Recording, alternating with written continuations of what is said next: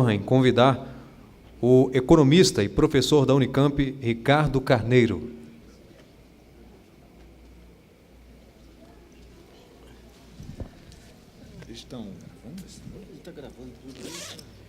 Lembramos que, ao final da palestra, também estará aberta para perguntas e algumas observações sobre o tema aqui que será debatido, o investimento no desenvolvimento.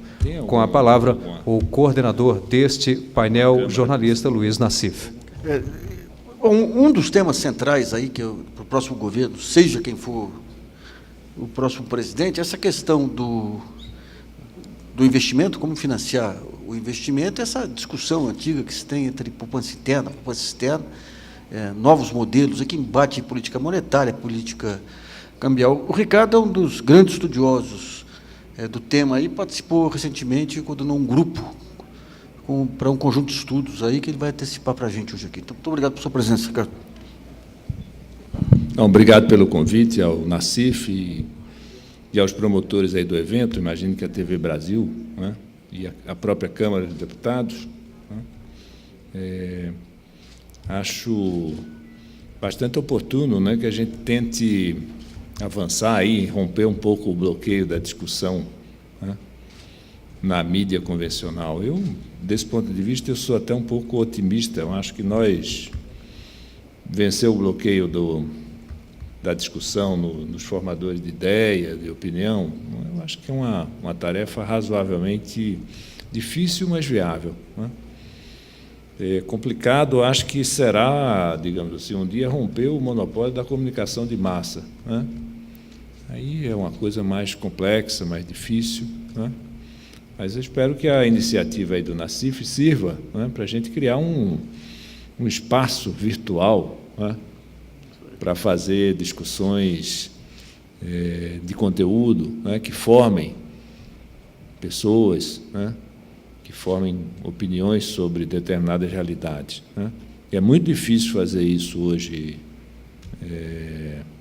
digamos assim, na universidade é relativamente fácil, né, mas é muito difícil você, de certa forma, passar, né, essa barreira, né, do debate dentro da universidade, né. Eu vou, na verdade, fazer uma discussão aqui um pouco mais geral, né. A minha discussão é a discussão de economia, né, e é, sobretudo, uma discussão de desenvolvimento econômico, e mais de desenvolvimento econômico brasileiro, né. Não vou também fazer aqui uma discussão ou uma conversa, né, ahistórica, né. Eu acho que interessa discutir o contexto histórico que nós vivemos, né, que é esse contexto marcado, de um lado, por uma conjuntura internacional, né, que se chama de globalização, né, vamos discutir um pouco isso, e, do ponto de vista nacional, né, foi marcado durante muito tempo pela ideia, né, por um padrão de intervenção do Estado na economia conhecido como um padrão liberal, né. Então, nós temos essas duas, digamos assim, essas duas vertentes, dois eixos, na verdade, que são os condicionantes, né, de uma discussão de desenvolvimento no Brasil, né. Não, quer dizer, os temas mais gerais do desenvolvimento econômico, eles estão, na verdade, pautados, né, não tanto por uma teoria convencional, né, mas por uma contribuição latino-americana, brasileira, né, pela Comissão Econômica da América Latina. Há várias contribuições importantes, né, que pautam esse tema do desenvolvimento, né. Há três questões, digamos assim, cruciais, né, para o desenvolvimento. A primeira delas é a questão do atraso produtivo tecnológico. Os países como o Brasil, né, não têm capacidade, né, de desenvolvimento científico e tecnológico, né. Esse é um grande desafio estrutural, né. O outro é o que eu chamaria o desafio da inconversibilidade monetária, né. Nós não temos, de fato, moeda no sentido estrito da palavra, nós não temos sequer um sistema financeiro desenvolvido, né. E nós temos também, digamos assim, um outro desafio mais estrutural, que é o desafio da heterogeneidade social.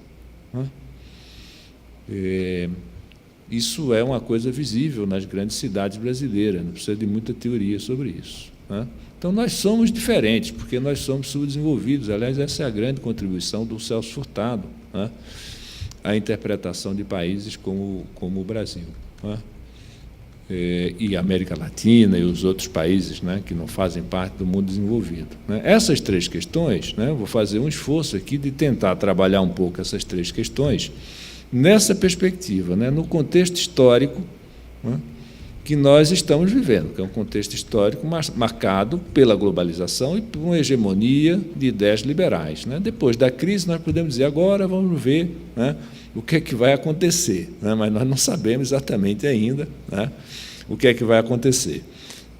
Vou também fazer uma rápida digressão aqui sobre a questão mais conjuntural.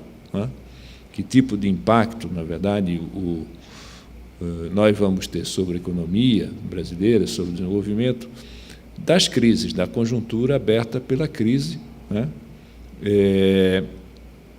que tipo de implicação isso vai ter sobre, digamos assim, uma economia como a brasileira. Então, esse é outro tema, que é um tema importante. Como a minha visão é uma visão que começa, digamos assim, sublinhando a questão do longo prazo, a primeira questão que eu acho que nós, brasileiros, latino-americanos, temos que pensar é o seguinte: por que é que o desempenho da economia brasileira e latino-americana, no período que vai de 1980 até 2009, 30 anos, que são os 30 anos da globalização, por que é que esse desempenho é tão pior do que aquele desempenho do período desenvolvimentista? Você pega, por exemplo, os anos 50, os anos 80, esses 30 anos, o desempenho das economias brasileira e latino-americana é brilhante. E, no entanto, nós perdemos, de uma forma muito significativa, essa trajetória, perdemos o pé, e não só, digamos assim, do ponto de vista quantitativo. As pessoas falam muito de taxa de crescimento, é verdade, isso se reflete na questão da taxa de crescimento, mas se reflete numa incapacidade de acompanhar as transformações mais importantes do mundo, sobretudo do ponto de vista, digamos assim, tecnológico produtivo. Esse é um ponto importante. Eu estou tratando de uma questão de longo prazo. Vou dar um exemplo claro. Nenhum país latino-americano hoje tem uma fábrica de semicondutores. Nenhum país latino-americano, muito menos o Brasil, tá certo, é hoje um produtor de equipamentos eletrônicos e de material de comunicação significativo. Nós perdemos. E esse é o setor, digamos assim, estratégico do crescimento econômico e do progresso tecnológico nos últimos 15, 20 anos. Nós não fizemos isso. Nós perdemos o pé dessa história. Então, nós temos, na verdade, nós também não tivemos, nós hoje, digamos assim, estamos um pouco melhor para resistir aos distúrbios internacionais, mas nós não comparamos a nossa situação, por exemplo, com os países asiáticos. Não há termo de comparação. Não há termo de comparação com a capacidade que esses países têm de financiar o seu desenvolvimento. Então, eu sublinho, na verdade, não só um desempenho nesses 30 anos quantitativo pior, mas, sobretudo, qualitativo, que é o que explica o quantitativo. Quais são as hipóteses que eu acho que poderiam, digamos assim, nós podemos trabalhar, com as quais eu tenho trabalhado para explicar essa trajetória, digamos assim, pior?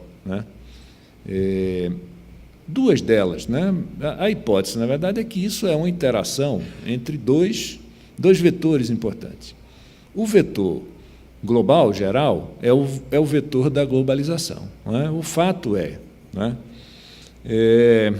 que a globalização financeira, entendida não como o financiamento dos pobres pelo rico, aliás, isso é uma piada, né? Na verdade, hoje o padrão é o contrário, são os países pobres que financiam os países ricos, né?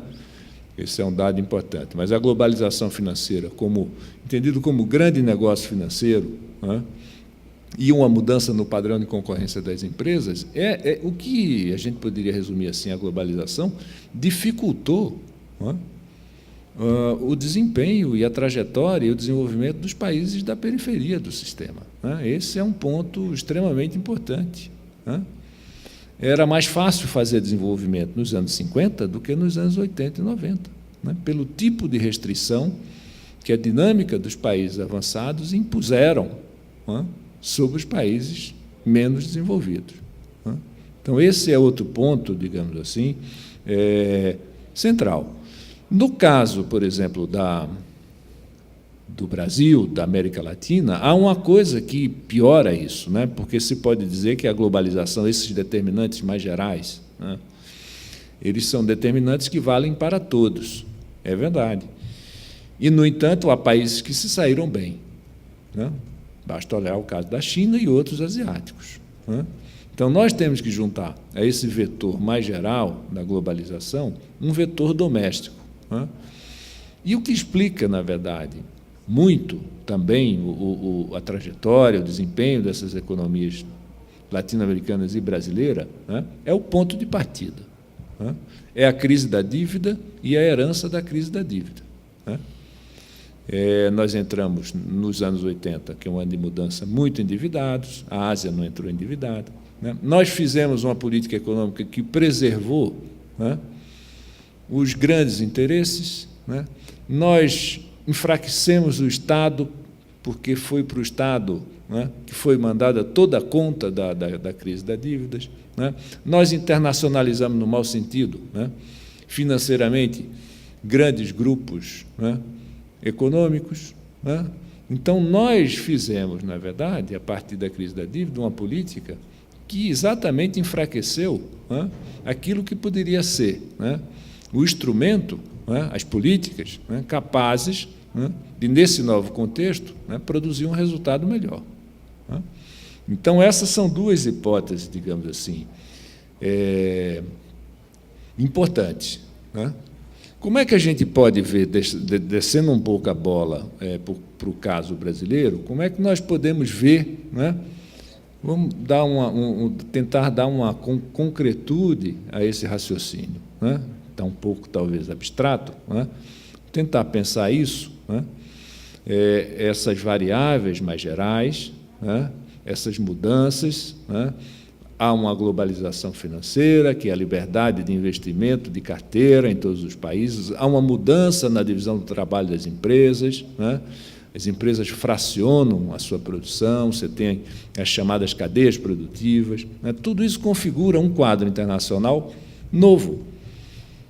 O segredo do desenvolvimento é a forma pela qual você capturou isso.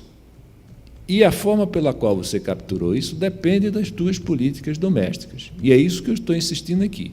A crise da dívida, né, enfraqueceu o Estado, né, e os grupos econômicos, né, digamos assim, progressistas, industrializantes, né, interessados na mudança tecnológica.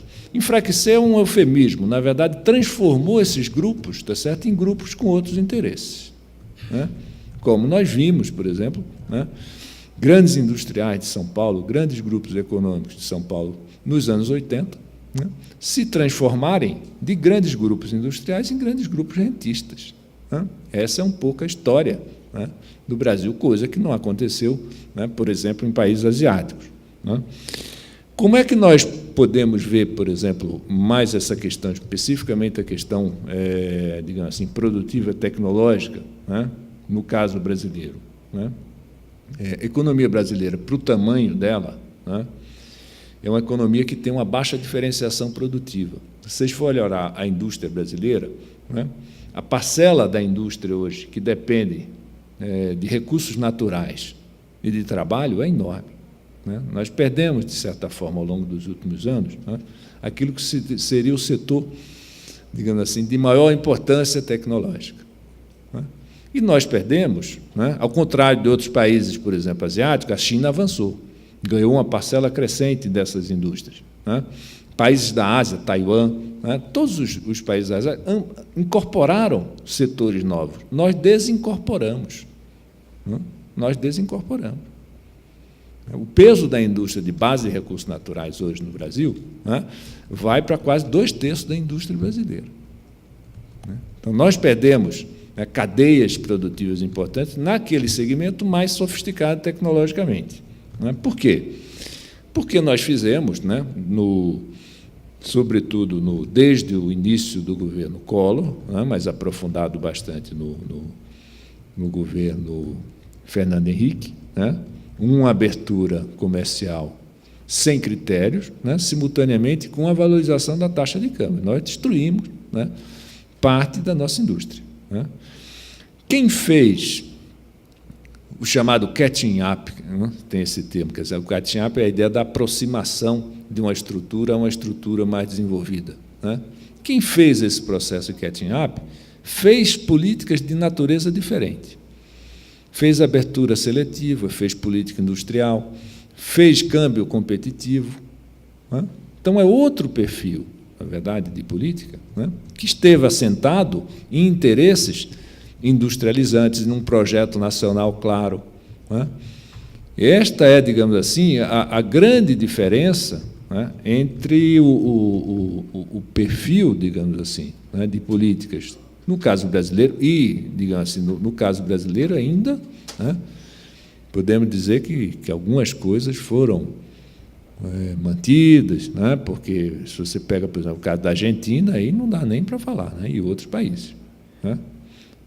Então, esse é um ponto. Né. Indústria, que para países de nível de renda médio, como é o caso do Brasil, é fundamental, não existe desenvolvimento, né, para países de nível de renda média sem indústria, isso é uma bobagem. Serviços, né, é para países de renda alta. Né. Serviços aqui é empregada doméstica, tem um bocado de coisa aqui que as pessoas chamam de serviços. Né. O setor moderno de serviços aqui é muito pequeno. Né. O segundo ponto, na verdade, no qual nós andamos para trás, né, é a questão da infraestrutura. Né. E a infraestrutura, ela tem importância também decisiva, porque a ideia de que uma boa infraestrutura, na verdade, né, ela é tão importante quanto o progresso tecnológico, porque ela reduz custos generalizadamente, né, aumenta o nível de vida doméstico, né, empurra a economia para frente, aumenta a competitividade. Né, e nós fizemos, né, a grande bobagem, né, em alguns setores até corretamente, depois, se houver interesse, a gente pode discutir, né, da privatização, de novo, sem critério, né, com objetivos estritamente fiscais, digamos assim. Né. E o que acontece, na verdade, é que vários desses setores de infraestrutura são setores de longo período de maturação, né, que tem que ter esquema de financiamento próprio, de risco muito alto. E você tirou o Estado e esses setores afundaram. Né. No exemplo clássico, no Brasil, é o setor da energia elétrica, né, no qual nós terminamos tendo um apagão.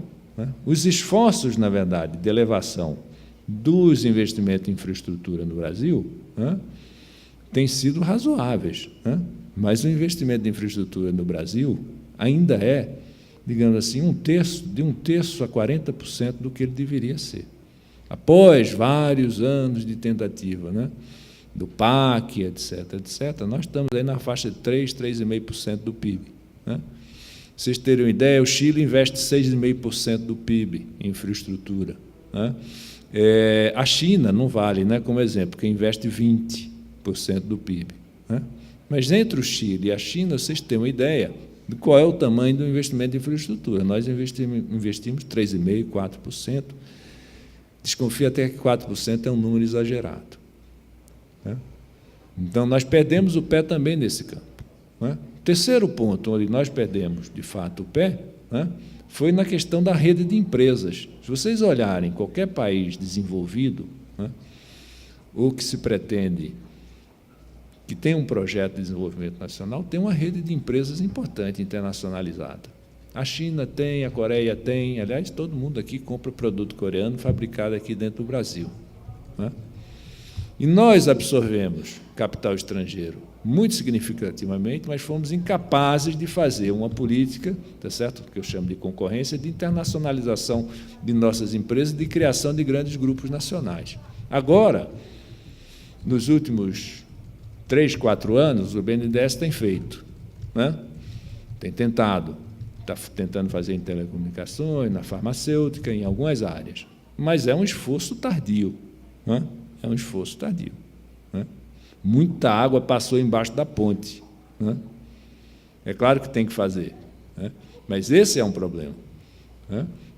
E por que isso é importante? Porque são esses setores que trazem, né, que dão a capacidade, digamos assim, internamente, não só de competir no sentido imediato, como de fazer os grandes laboratórios de pesquisa. Se você é um grupo internacional, você faz pesquisa no teu país, né? Essa é a regra. As empresas coreanas que trabalham no mundo todo fazem pesquisa na Coreia, né? As empresas japonesas também, né? As empresas americanas também. Todo o núcleo duro, né, de alta tecnologia da empresa americana está dentro dos Estados Unidos, né? Que é uma indústria internacionalizada, empresas internacionalizadas. Então, nós perdemos, digamos assim, essa capacidade, né? Nós não fizemos, estamos tentando correr atrás do prejuízo, né? O segundo aspecto que eu gostaria de falar também, né, saindo um pouco da dimensão produtiva tecnológica, indo mais para uma coisa um pouco mais chata, assim, mais abstrata, né, é a questão monetária e financeira, né? Nós não conseguimos resolver, né, talvez alguns achem um pouco a tese um tanto quanto ousada, a questão da instabilidade monetária, né? Por que é que eu digo isso, né?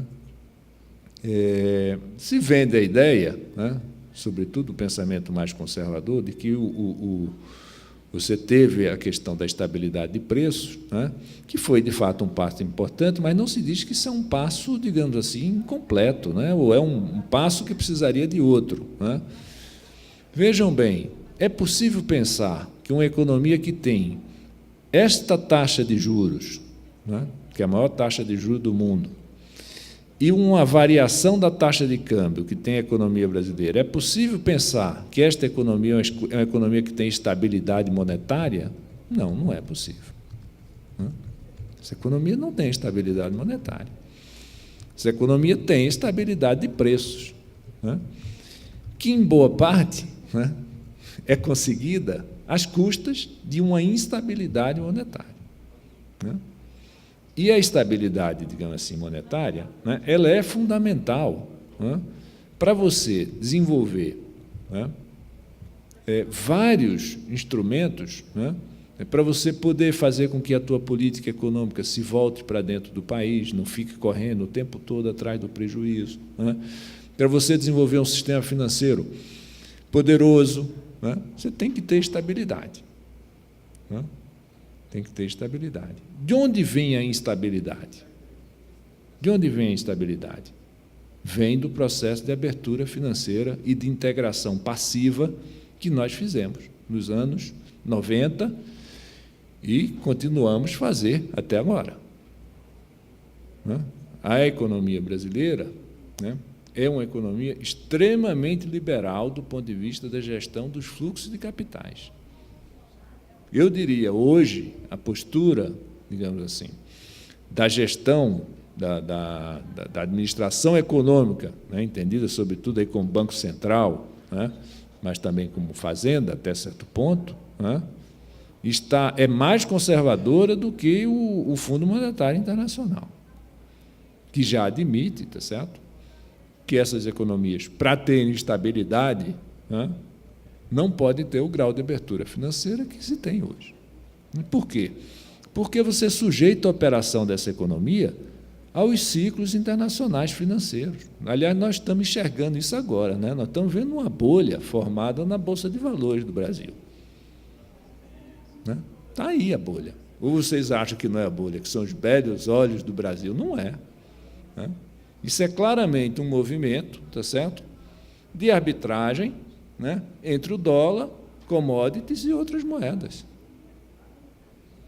E nós pegamos esse movimento inteiro, né, de uma forma bastante radical, tá certo? Exatamente, né, porque nós temos uma economia excessivamente aberta do ponto de vista financeiro.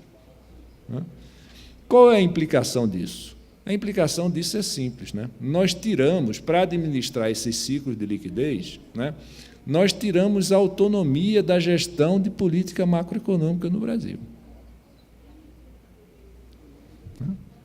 Nós não temos autonomia de gestão. Quando o ciclo internacional vai muito bem, nós vamos muito bem. Quando não vai, nós temos que gerir a política macroeconômica para nos adaptarmos a isso. Esse é o custo que nós pagamos. Nós não podemos fazer uma política macroeconômica de juros, tá certo? Independente do ciclo de liquidez internacional, é isso que eu quero dizer. Temos que correr atrás sempre. E ainda temos um outro problema, tá certo? Que vem dessa estabilidade, que é o problema da vulnerabilidade. É claro, o conceito de vulnerabilidade tem dois aspectos, um de curto prazo, outro de longo prazo.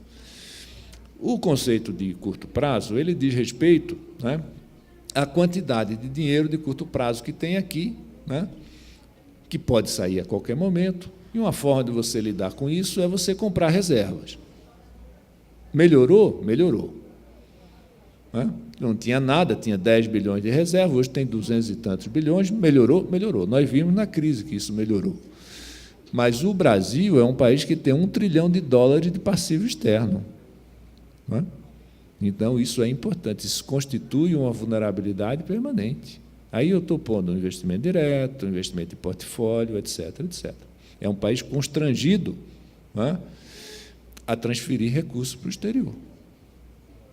Nós começamos, cada ano que nós começamos no Brasil, nós começamos devendo $50 bilhões por conta disso. Então, este é um problema. Este é um problema. Segunda questão que é importante é a questão dos aspectos financeiros.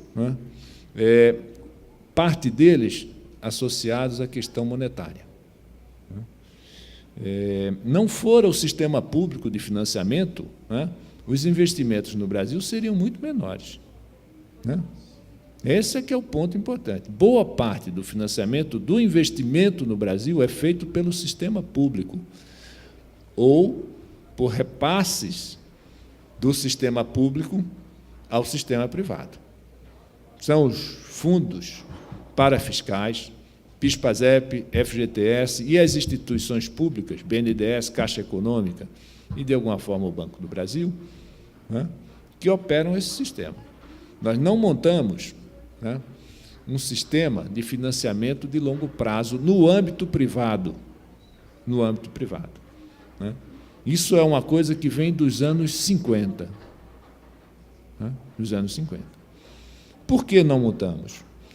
Porque, dando um pouco de razão aos banqueiros, o sistema é instável, ninguém vai emprestar dinheiro a longo prazo, tomando a curto, tá certo? Se você não sabe qual vai ser a taxa de juros amanhã, e a taxa de juros no Brasil flutua muito, e a taxa de câmbio flutua muito.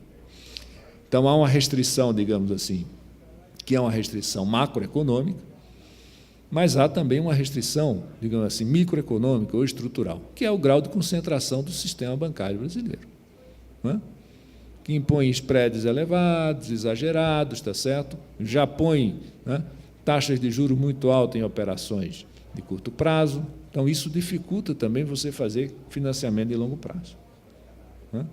Então, você tem um problema, que é este problema, que é grave, que significa o seguinte: do que é que eu estou falando concretamente? Eu estou falando concretamente do seguinte: o Brasil cresceu 3 anos seguidos, tá certo? E o Tesouro tem que dar dinheiro para o BNDES, aportar recursos, porque senão você não tem como financiar o investimento. Acontece que, se continuar crescendo 5%, 6% durante algum tempo, o Tesouro não vai poder dar dinheiro mais para o BNDES. De onde é que virá? Porque você não constituiu um sistema de financiamento. As pessoas dizem, não tem importância. Tem. Na hora que o sistema começa a crescer, o investimento a ficar longo, aí você tem que financiar a hidrelétrica, que o prazo de amortização é 30 anos, tem que financiar a obra de infraestrutura, que o prazo de amortização é 20, 30 anos. Aí precisa ter dinheiro de longo prazo para financiar isso. E o sistema privado brasileiro jamais se envolveu nisso. E o sistema público não é capaz de dar conta sozinha. E Deus nos livre da poupança externa. Né? Esse é que é o ponto, digamos assim, importante nessa discussão. Né? Eu vou falar rapidamente, né, da questão da heterogeneidade social, que era o meu terceiro ponto. Né? Nós temos, digamos assim, hoje no Brasil, um problema mais grave do que nós tínhamos no passado. Né? Aliás, vocês vejam, né, como é importante no Brasil o crescimento. Olha o que aconteceu no Brasil. São 3, 4 anos só de crescimento. Na verdade, esse ciclo de crescimento, o Brasil começou a crescer ali em 2003, 2004, na verdade, o Banco Central assumiu a taxa de juros, deu uma desacelerada, na verdade, é 2005 para cá. O ciclo mais forte de crescimento são 4 anos. Como foi 0 esse ano, são 4 anos. Olha como mudou o perfil de emprego, distribuição da renda. É claro que tem política social, mas o requisito fundamental disso tudo se chama crescimento. Se chama crescimento. Isso é crucial, é fundamental, né, para você ir resolvendo, né, a questão social. É só o crescimento que resolve? Não é, porque nós temos o padrão desenvolvimentista, né, que era um padrão muito curioso, porque você tinha mobilidade social, né, todo mundo ganhava, mas você concentrava muito a renda. Foi isso que construiu, em parte, essa má distribuição de renda que nós temos aí no país. É claro que tem origens coloniais, etc., tudo isso é verdade, eu estou dizendo contemporaneamente. Né? Mas no desenvolvimentismo você tinha isso, o crescimento dava mobilidade social, todo mundo ganhava, uns muito mais do que o outro, né? Então você tinha concentração. O pior, na verdade, é claro que isso tem que ser corrigido, mas o pior é não crescer, porque você não faz nada. Né? Que é o padrão, digamos assim, que nós tivemos, né? Digamos assim, pós-1980. E é fundamental, porque as duas tarefas que o Brasil tem, importantes, né, são mudar a estrutura de emprego. A estrutura de emprego do Brasil tem que mudar. O Brasil tem muita gente, né? O Brasil tem muitas mulheres trabalhando como empregada doméstica. Isso não é razoável. Né? Nas formas precárias de serviços, por exemplo. Né? É fundamental que essa estrutura mude. E só o crescimento pode fazer essa estrutura mudar. Você não muda essa estrutura de emprego se a economia não crescer. Pode fazer política, né, de atenuação de desigualdade, tá certo? Política humanitária, da bolsa qualquer coisa, pode, deve fazer, tá certo? Mas isso não resolve o problema da estrutura de emprego. Como não resolve substantivamente, né, a questão da distribuição da renda? Porque você só resolve esta, além da estrutura de emprego, você tem que ter recursos para investir pesadamente no social. E isso você só faz crescendo. Você não vai tirar, tá certo, mais carga tributária da sociedade brasileira, da classe média, etc., etc. Então, você tem que fazer com que a economia cresça para que esses 30% do PIB, 35%, virem uma massa de recursos suficiente para você ir resolvendo a questão social. Né? Então, esses pontos, na verdade, né, são pontos cruciais, estratégicos do ponto de vista do desenvolvimento brasileiro e da questão social. Né? Esse é o terceiro ponto, na verdade, que eu gostaria de falar, e vou encerrar com a questão conjuntural. Né? A primeira questão que nós temos que discutir dentro dessa confusão toda é para onde vai o sistema internacional. E eu vou dizer claramente para vocês, ninguém sabe. E quem disser que sabe para onde vai está mentindo. Tá certo? Nós tivemos uma crise de grande profundidade. Né? Nós tivemos a primeira onda, muito provavelmente nós vamos ter uma segunda onda da crise, né, que diz respeito ao problema das dívidas soberanas, sobretudo na Europa. Né? Nós temos, na verdade, uma mudança significativa de polarização no mundo. O mundo não é mais polarizado exclusivamente pelos Estados Unidos, nem do ponto de vista produtivo, nem do ponto de vista monetário. Né? Portanto, esse mundo é um mundo, digamos assim, muito complicado.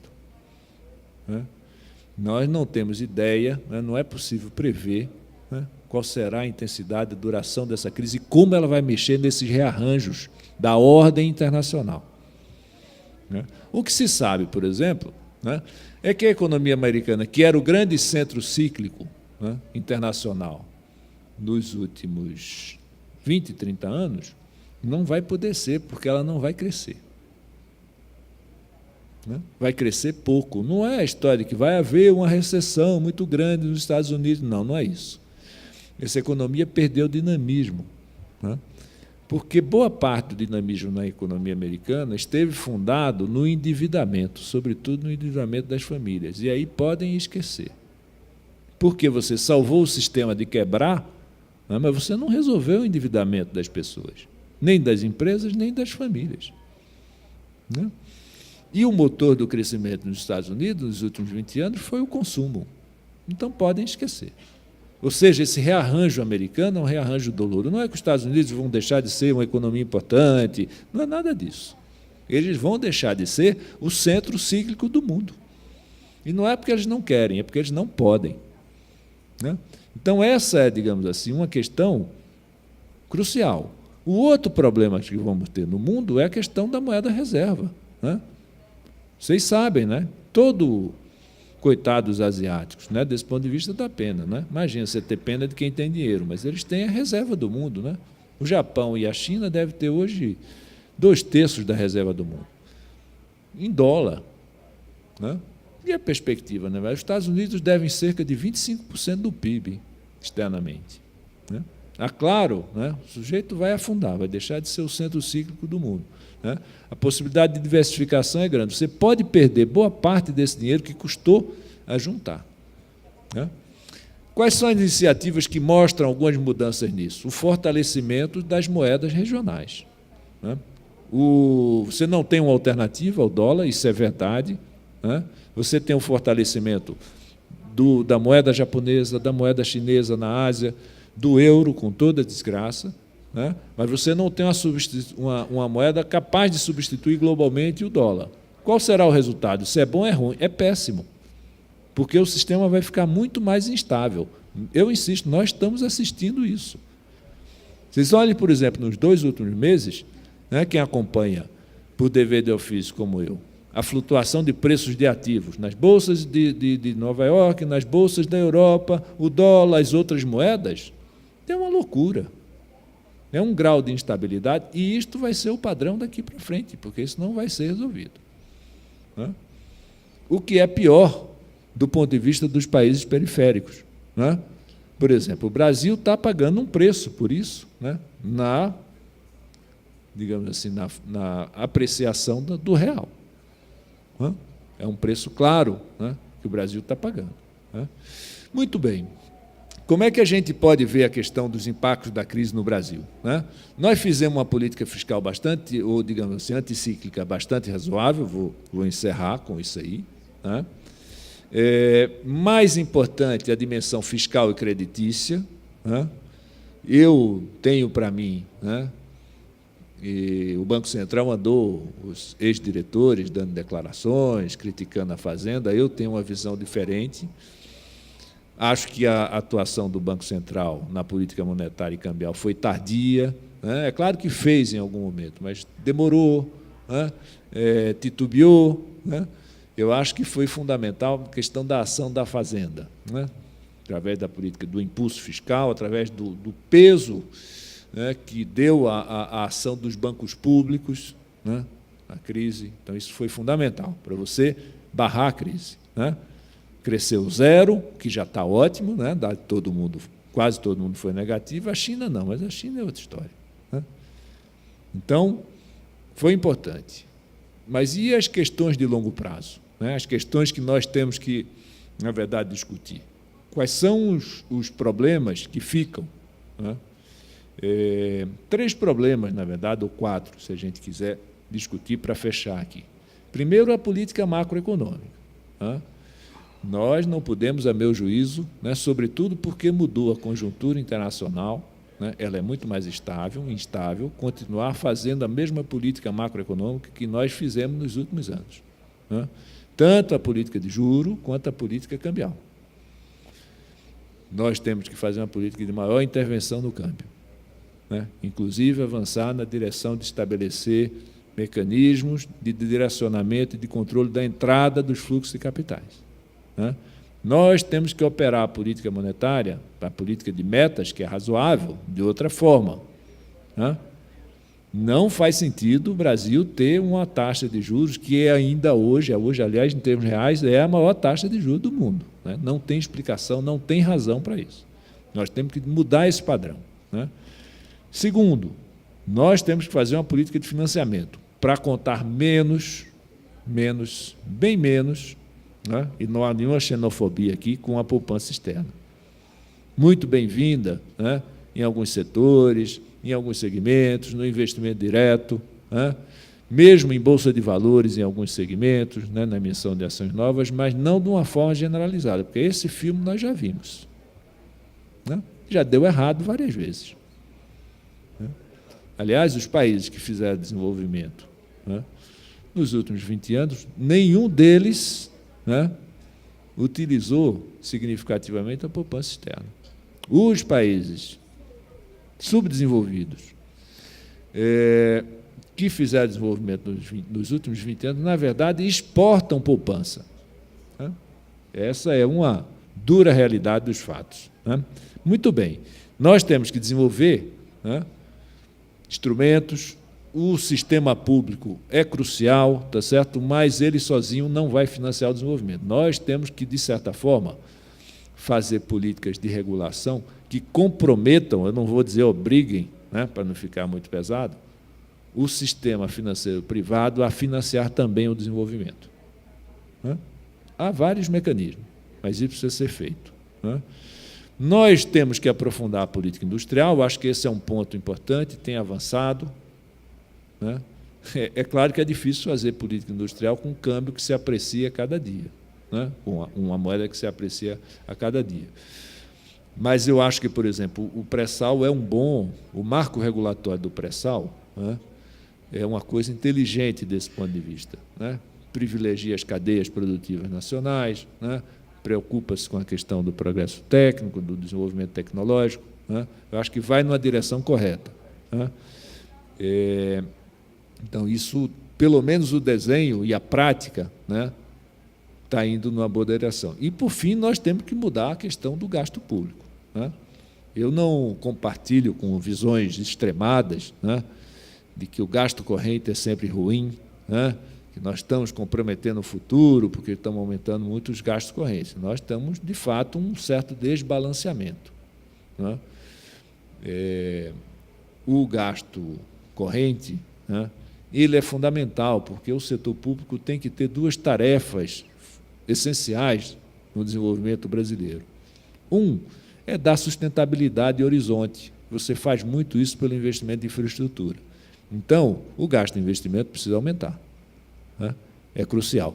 Mas o setor público também precisa corrigir, né, a má distribuição da renda no Brasil, né? E isso exige gasto corrente. Então, você tem que ter um equilíbrio, né? Mas o grande desafio, de fato, né, é você ampliar, né, o investimento público, que está em patamares muito reduzidos, de fato, né? Eu acho que com esse conjunto de questões e de políticas, esses são os desafios, né, são importantes, né? Eu, em relação a essas coisas, não sou otimista nem pessimista. Nós avançamos nos últimos anos, tá certo? No sentido de ir revertendo, né, um conjunto de políticas que foram danosas para o país, né? Não consigo ver ainda um todo articulado dessas políticas, né? Mas eu acho que esse debate aqui, o debate da televisão, o debate das brasilianas, né, pode ajudar a gente a caminhar nessa direção. É isso aí. Muito obrigado.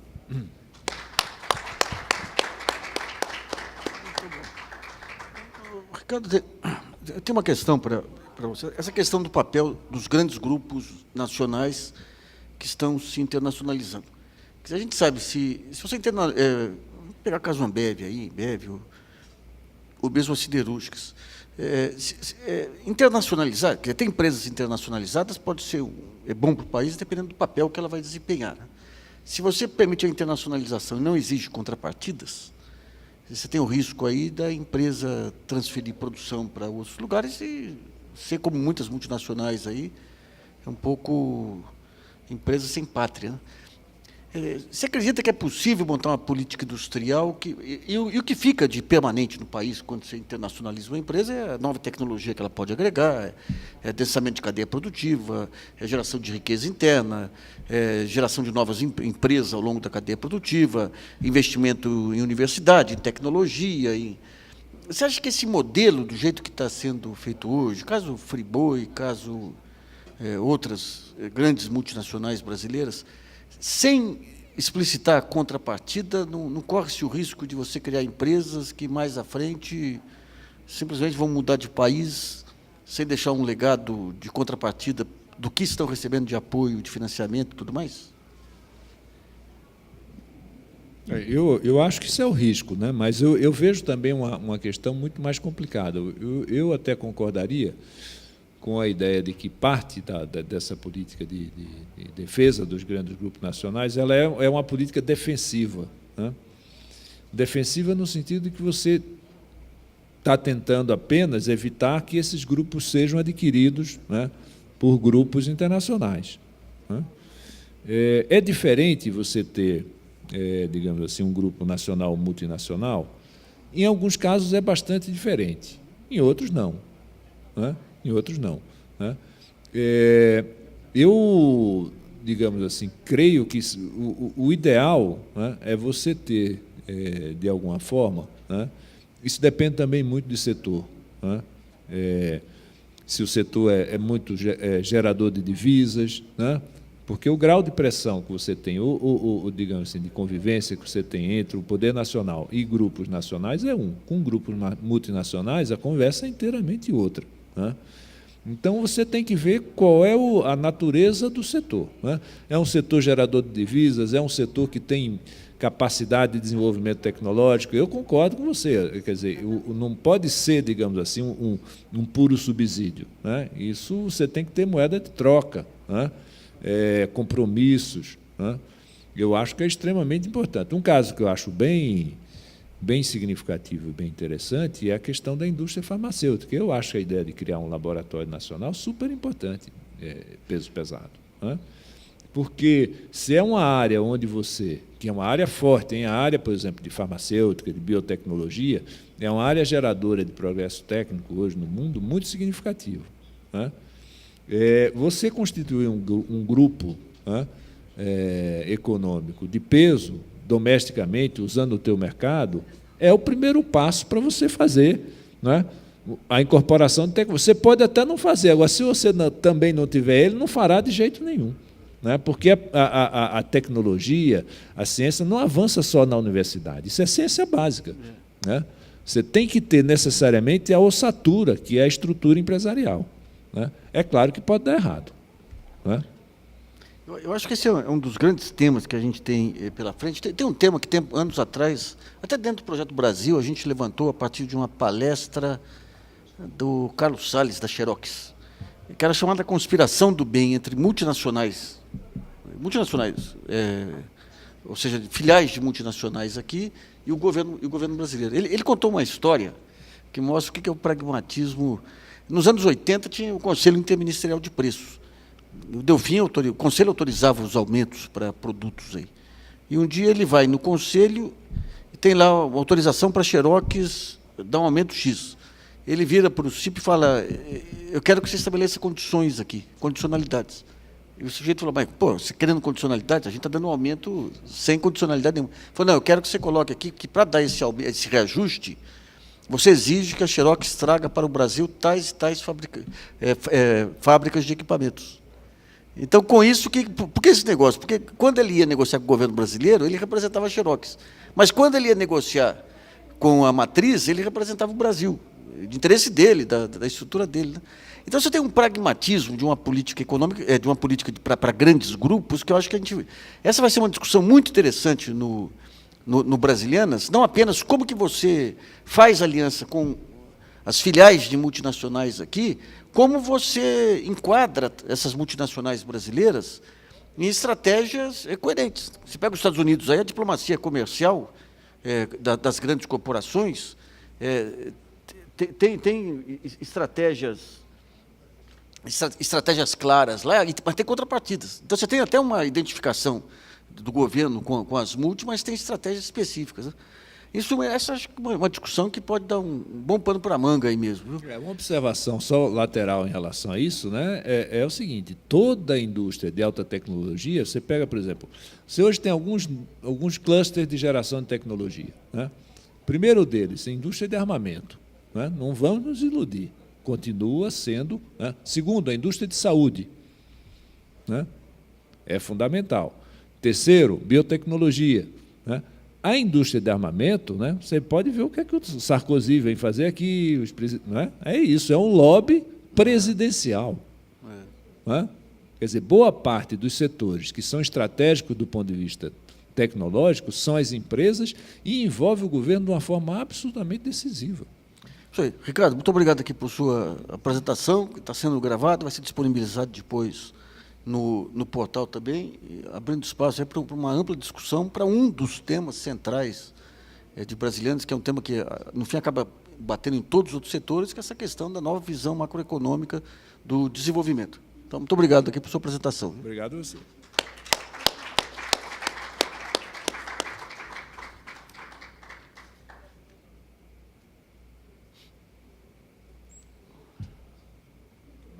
Funciona bem? Ele é um pouco lento, né? Tem pouca capacidade. Gostaríamos, mais uma vez, de agradecer a presença do economista e professor da Unicamp, Ricardo Carneiro.